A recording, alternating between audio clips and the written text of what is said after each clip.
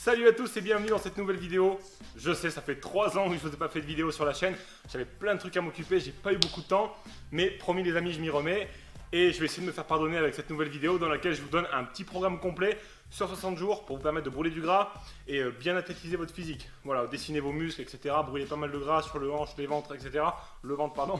Et le but du jeu, ça va être de vous faire perdre plusieurs kilos de masse graisseuse et de vous faire gagner un petit peu de masse musculaire de façon à ce que vous ayez un look beaucoup plus esthétique.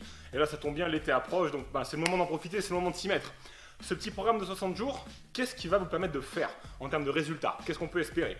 Alors pour vous donner un exemple personnel, en 60 jours, c'est le temps qu'il me faut pour passer de ce physique-là à ce physique-là. Donc voilà, on peut perdre 6-7 kg de gras sans trop de problème, si on s'y met correctement. On peut aussi gagner un petit peu de masse musculaire. Bon là c'était un exemple quand j'ai fait ma petite sèche, donc je n'ai pas gagné de masse musculaire, mais ça m'a permis de bien me dessiner, etc. Et pour vous donner un autre exemple, vous avez un de mes élèves là qui a suivi mes programmes, Iwan, et il est passé de ce physique-là à ce physique-là en je crois 90 jours. Ça lui a pris un petit peu plus de temps parce qu'il est parti d'un physique où il était un petit peu plus gras, etc. Mais il y est quand même arrivé. Et du coup, ça m'amène à la conclusion suivante. Si vous avez envie de suivre le programme qu'on va voir aujourd'hui sur 90 jours au lieu de 60, il n'y a aucun souci, vous pouvez le faire aussi. Ça marche quand même. On part pas tous du même point, donc il y en a qui auront besoin d'un petit peu moins de temps, d'autres qui auront besoin d'un petit peu plus de temps. C'est tout à fait logique. Maintenant, dans ce programme, dans cette vidéo, je vais vous montrer premièrement un planning alimentaire à suivre sur les prochaines semaines, sur les 60 prochains jours ou les 90 prochains jours. Et je vais aussi vous montrer un programme d'entraînement complet à suivre pour toute la durée du programme. On commence dès maintenant avec le plus important, le planning d'alimentation. Alors on va faire des choses super simples. Moi ce que je te propose c'est de ne pas te prendre la tête à compter les calories. Et pour ça il y a une méthode que j'affectionne particulièrement, c'est le jeûne. Comme tu le sais, moi je suis quelqu'un qui jeûne.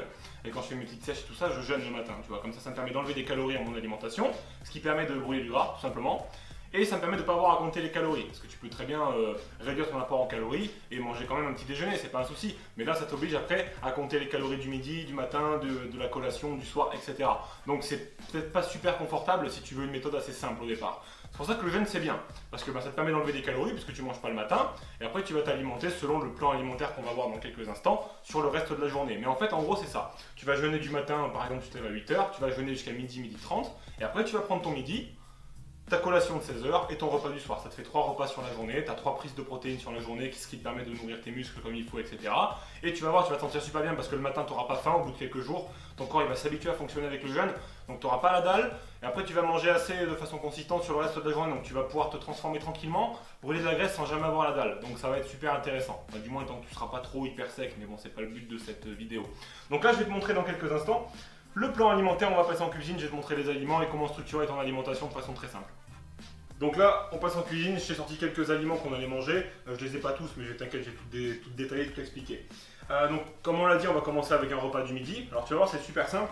Ce que tu fais, repas du midi, tu te mets une bonne portion de légumes verts, tu vois. Je te mets pas de restriction de quantité parce que c'est des légumes verts, ça contient très peu de calories, mais c'est riche en vitamines, il y a de la flotte dedans et tout, donc c'est super. Là par exemple, tu vois, j'ai des haricots en surgelé, après j'ai des brocolis ou du chou-fleur frais au frigo, des trucs comme ça. Mais il n'y a pas de souci à consommer du surgelé, des fois c'est mieux que prendre du frais qui est resté sur les étals pendant trop longtemps parce qu'il a perdu ses vitamines. Alors du coup, en surgelé, tu auras toujours une perte de vitamines, c'est normal, mais tu n'en auras pas forcément davantage de perte que sur des légumes qui sont frais mais qui ont passé 3 ou 4 jours sur les étals de supermarché. Donc il n'y a pas vraiment de problème à manger des légumes surgelés si tu en manges. Tu les fais cuire à la vapeur, tu es tranquille. Et puis après, une fois que tu les manges, tu mets une petite cuillère à café d'huile d'olive dedans et tu peux mettre un petit peu de parmesan dessus, comme ça donne du goût, tu es tranquille, c'est bien. Tu t'avales aussi le midi une bonne portion de protéines. Ça peut être une boîte de thon, ça peut être un bon petit filet de poulet, ça peut être un bon petit filet de poisson, ça peut être un steak haché, ça peut être un filet de steak, n'importe ce que tu as envie, mais une portion de protéines. Tu vois, tu prends je sais pas, en général, en repère de proportion, on donne la taille de la main, tu vois, mais c'est à peu près ça. Bon, moi j'ai des mains gigantesques, mais bon, tu te prends une portion de protéines qui équivaut à peu près à la paume de ta main, tu vois, comme ça te fera 20-25 grammes de protéines dans ton repas, c'est nickel. Et tu vas t'avaler aussi le midi, tu prends un bol comme ça, enfin une petite tasse, tu vois, et tu vas la remplir d'une source de glucides que tu aimes. Alors, qu'est-ce que j'entends par une source de glucides? Ça va être par exemple du riz sauvage, ça va être par exemple de la patate douce, ça peut être aussi des châtaignes, ça peut être de la pomme de terre aussi si tu as envie. Et si c'est des pommes de terre ou des patates douces, tu vois, tu les coupes en petits morceaux et puis tu remplis ta tasse avec. Tu vois, une tasse, c'est à peu près toujours la même quantité, tu vois, donc c'est un repère qui est fixe. Comme ça permet de ne pas avoir besoin de peser avec une balance. Tu vois, tu remplis ta tasse et tu verses dans ton assiette. Et ça, c'est pareil, tu peux faire comme avec les légumes, tu les cuis à l'avance. et tu en as un petit stock pour les 3-4 jours qui arrivent. Tu vois, tu fais quelques patates douces à la vapeur, tu fais ton riz sauvage, ton machin, comme ça tous les jours tu alternes, tu remplis ta tasse, tu la vides dans ton assiette avec tes légumes et ta viande. Et pour le midi, tu es tranquille. C'est pas un repas énorme, c'est tranquille le midi, tu vois, tu casses ton jeûne, on est parti. Ensuite, le prochain repas que tu vas prendre, ça va être la collation de 16 h, importante. C'est là, elle va assurer le pont entre ton repas du midi et ton dîner, et elle va te préparer si tu fais une petite séance de sport, d'entraînement, pour être bien. Donc ce que tu fais, là, il faut prendre de la protéine. Donc moi, ce que je te conseille, c'est soit du thon, si tu n'en as pas mangé le midi, soit tu vas prendre de la protéine en poudre, comme ça, comme moi je fais, tu vois, tu en prends 40 grammes, c'est l'équivalent d'une dosette, et tu peux la diluer dans un petit peu de lait d'amande. Tu vois, comme ça, tu es tranquille, ça te fait un bon petit shaker, et c'est agréable au goût. Soit ça peut être aussi, si tu n'as pas envie de manger du thon et que tu n'as pas forcément envie de manger de la whey, ça peut être aussi du jambon blanc, 3 tranches, tu vois, tu prends de la qualité supérieure ou tu la fais couper chez un boucher, c'est bien meilleur. Parce que la viande sous cellophane et le jambon sous cellophane, ils mettent des glucides, dextrose, des saloperies dedans. Donc du vrai jambon, tu vois, que tu achètes, tu peux en manger, il n'y a pas de souci aussi. Ça te fera une source de protéines, tu en prends 3 tranches ou 90 grammes de thon. C'est la taille d'une boîte en fait. Ou 40 grammes de protéines, tu vois, comme ça, ça te fait 3 choix de sources de protéines différentes pour 3 jours d'affilée. Comme ça, tu peux faire une rotation, tu vois. Après, tu vas te manger une bonne petite poignée d'amandes, tu vois, ou de noix. Là, tu vois, moi j'ai des amandes et des noix du Brésil. Tu vois, t'en prends une poignée dans ta main, comme ça, tu vois, une bonne poignée, costaud, et tu les manges comme ça, tu les grignotes, il n'y a pas de souci. Et tu vas aussi te manger un voire 2 fruits. Alors, un fruit si tu es quelqu'un qui est assez petit, qui n'est pas forcément costaud, et qui n'a pas forcément une grosse activité physique sur la journée, que tu n'as pas un boulot qui est ultra physique. Par contre, si tu es quelqu'un qui est assez costaud ou qui a un boulot physique, tu peux manger 2 fruits. Tu vois, moi j'ai des bananes, des pommes, j'ai des oranges et tout dessous. J'ai de la pastèque au frigo aussi. Bon, la pastèque, tu peux te gaver, hein, il n'y a pas de calories. Mais par exemple, tu vois, moi pour ma collation de 16 h, je vais manger une pomme et une banane, tu vois. Ou alors je vais manger une pomme tout de suite à ma collation. Et puis avant mon training, je mangerai aussi une banane pour être tranquille. C'est pas très grave, tu vois, si tu dépasses d'un fruit. Donc tu peux faire ça. Ensuite, le soir, ça va être gavé simple. Le soir, tu répètes exactement ce que tu as fait le midi. C'est la copie conforme. Une portion de protéines, une bonne portion de légumes, ta petite tasse de glucides, avec ton riz sauvage, tes patates douces, ta pomme de terre, ce que tu as envie, tes châtaignes, etc. Pas de souci. Et tu vas te rajouter le soir, là encore, une petite poignée de ça, d'amandes, de noix et de machin. Ça, c'est bourré de protéines, il y a des bonnes graisses dedans, il y a des calories, c'est extrêmement bon pour ta santé. C'est bourré de vitamines, d'antioxydants, de ce que tu veux. Donc ça, il faut vraiment que tu en manges. Donc tu en prends une petite poignée, par exemple, de 20 grammes. Et le soir, tu vas juste ajouter un aliment que tu aimes et qui te fait plaisir. Ça va te permettre de rester constant dans ton alimentation et d'y prendre du plaisir.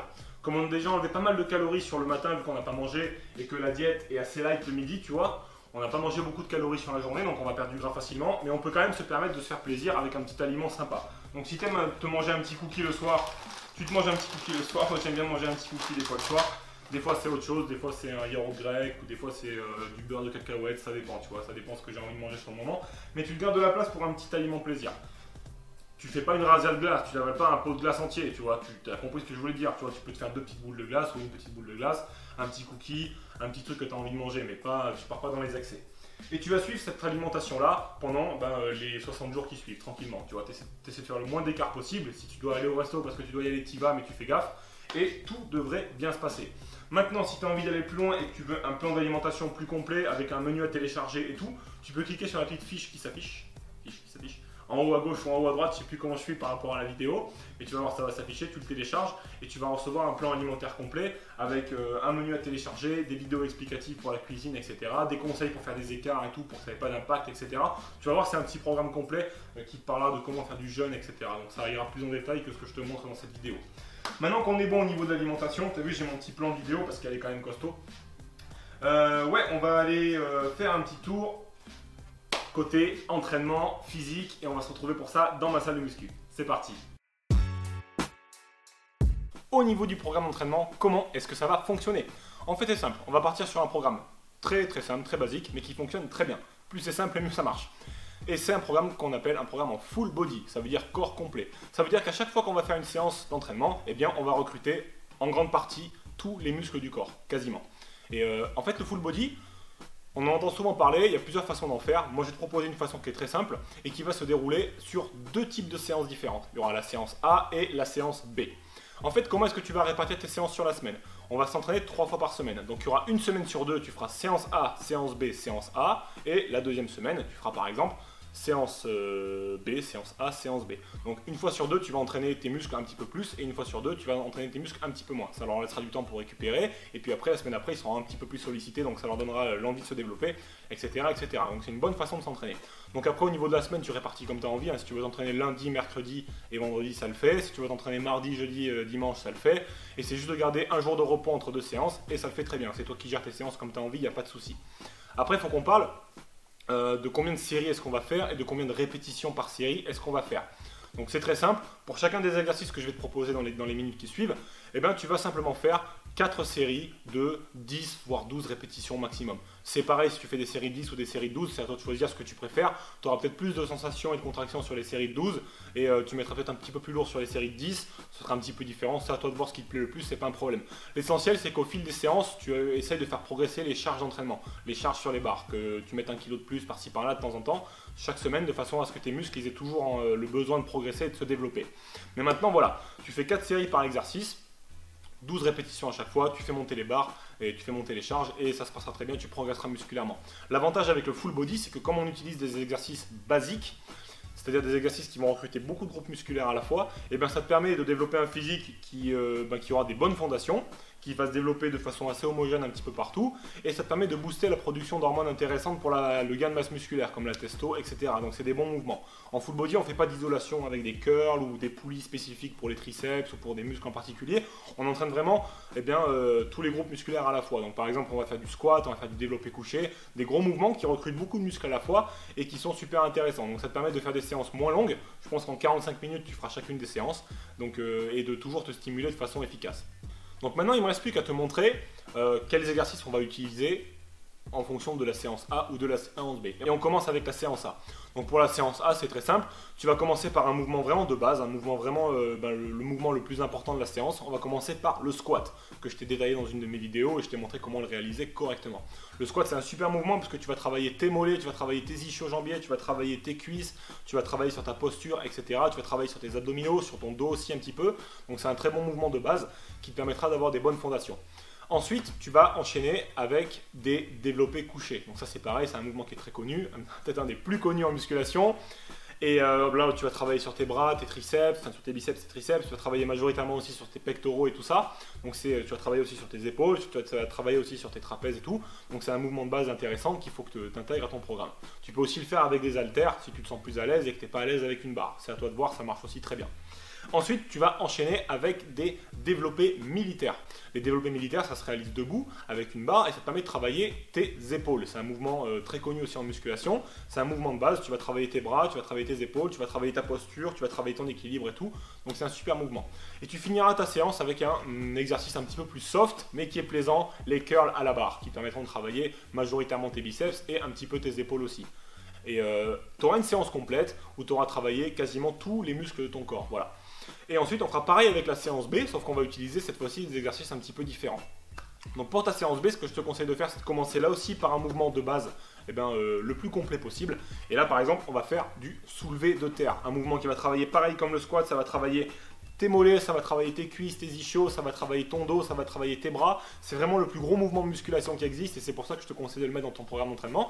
Je t'ai aussi fait une vidéo sur comment le réaliser correctement. C'est un exercice qui demande un petit peu de technique, mais une fois qu'on le maîtrise, après on peut vraiment se faire des bonnes sensations d'entraînement et c'est vraiment un exercice qui stimule beaucoup de groupes musculaires, qui va vraiment te challenger. Voilà, donc c'est super important de le mettre.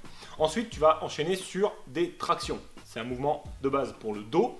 Mais tu vas aussi travailler sur tes bras, tes triceps, etc., sur tes épaules aussi. Donc c'est pas mal d'en faire. Si tu n'arrives pas à faire les tractions de façon normale, si tu as du mal à les faire, tu peux soit faire de la poulie, avec la poulie de ta salle de musculation, ce sera plus facile que de faire des tractions et ça te préparera pour le mouvement plus tard. Soit tu te concentres sur la phase négative du mouvement, c'est-à-dire que au lieu de faire des tractions complètes, montée, descente, eh bien, tu montes sur un step ou sur une box et tu fais que la phase de descente. Et tu t'entraînes à faire que la phase de descente à chaque fois. Tu remontes phase de descente. Et ça va entraîner ton corps à se préparer au mouvement et petit à petit, tu vas commencer à pouvoir faire tes premières tractions et à passer les premières, ce sera beaucoup plus simple. Ensuite, on finit la séance sur les 2 derniers exercices. Tu vas faire des rowing, un mouvement de base pour le dos, mais qui va aussi travailler sur tes biceps. Donc c'est un mouvement super qui se réalise avec une barre, ça va te permettre de bien te stimuler également. Et tu finiras ta séance sur des dips qui vont majoritairement cibler tes triceps, mais qui vont aussi travailler tes épaules et tes pectoraux.